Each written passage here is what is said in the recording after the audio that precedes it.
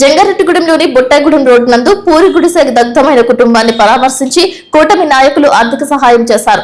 మానవత్వంతో 40,000 రూపాయలను సుబ్బలక్ష్మికి అందజేశారు. దగ్ధమైన పూరింటిని కూటమి నాయకులు పరిశీలించారు. ఈ సందర్భంగా తెలుగుదేశం పార్టీ పట్టణ అధ్యక్షుడు కొండ్రెడ్డి కిషోర్ మాట్లాడుతూ ప్రభుత్వం తరపున రావాల్సిన సహాయం అందేలా శాసనసభ్యులు సొంగ రోషన్ కుమార్ దృష్టికి తీసుకువెళ్లి త్వరగా సహాయం అందజేస్తామని తెలియజేశారు. ఈ కార్యక్రమంలో జడ్పీటీసీ పోల్నాటి బాబ్జీ, చిట్టుబైన రామలింగేశ్వరరావు, బొబ్బర రాజ్పాల్ కుమార్, దాకారపు కృష్ణ, మహంకాళి రాంబాబు, వలవల తాతాజీ, ఎరగడప రామాంజనేయులు, బూరుగుపల్లి సూరిబాబు, ఉక్కుర్తి సీతారాముడు, షేక్ హసీనా, గెడ సుబ్రహ్మణ్యం, బొంకూరి అనిల్, కొంచాడ ప్రసాద్, శీలం గోపి, ముప్పిడి విష్ణు, బూరుగుపల్లి సూరిబాబు, కూటమి నాయకులు, కార్యకర్తలు పాల్గొన్నారు. ఈ రోజున ఒక విషాదకరమైన ఘటన జరిగిందండి. ఈరోజు ఉదయం 8 గంటలకి పాపం ఇక్కడ రోడ్డు పక్కన ఈ పద్మా థియేటర్ పక్కన రొంగల సుబ్బలక్ష్మి గారు రోడ్డు పక్కన నివాసం చేసుకుని చిన్న పూరుగుడు చేసుకుని ఉంటున్నారండి.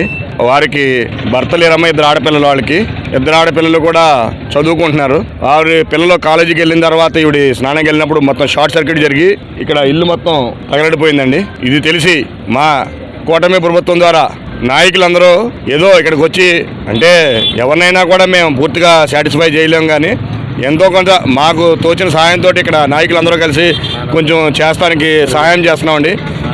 ఈ మానవతా దృక్పథంతో ఈ కూటమి నాయకులందరూ కలిసి ఇక్కడ చేస్తున్నారండి.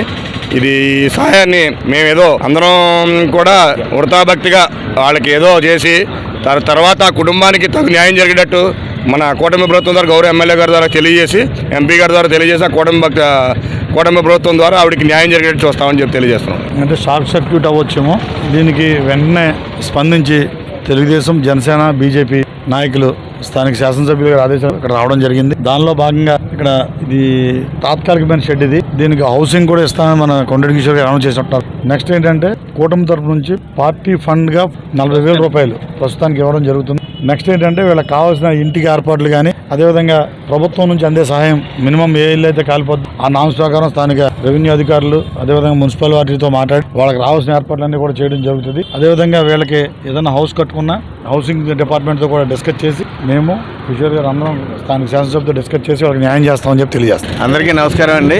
ఈయన రొంగల సుబ్బలక్ష్మి అనేవాడి వారు ఉంటున్న పూరి గుడిసె షార్ట్ సర్క్యూట్తో దగ్ధం అయిపోయింది. ఈ సంఘటనకి తెలుగుదేశం పార్టీ అలాగే జనసేన, బీజేపీ తరఫున మేమంతా కూడా మానవతా సహాయం కింద మొత్తం కూటమి తరఫున మొత్తం 40,000 రూపాయలు ఇవ్వడం జరుగుతుంది. ఈ సహాయం ద్వారా వారు మళ్ళా తిరిగి కోలుకోవాలని భగవంతుని ప్రార్థిస్తూ